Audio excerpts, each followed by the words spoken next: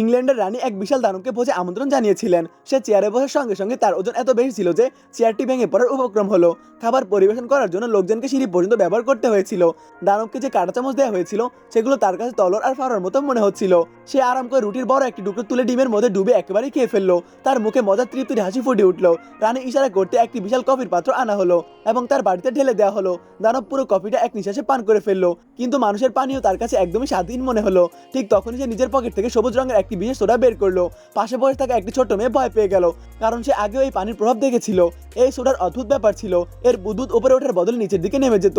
উপরে ওঠা বুদবুদ ঢেকুর আনে, কিন্তু নিচে নামা বুদবুদ কি আনে সেটা মেয়েটি ভালো করেই জানতো।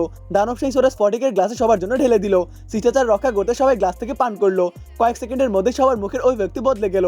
কিন্তু তার আগে সুন্দরী মেয়েরা লাইক বাটনে চাপ দাও, আর ছেলেরা লাইক সাবস্ক্রাইব দুটোই করো। আর যদি তুমি কিছুই না করো তাহলে আমি বুঝে নেবো যে তুমি অন্য কিছু।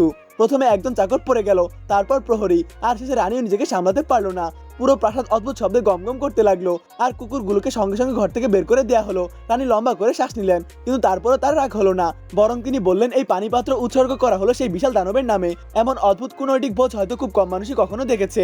আপনি কি কখনো এমন কিছু দেখেছেন? কমেন্ট করে অবশ্যই জানাবেন।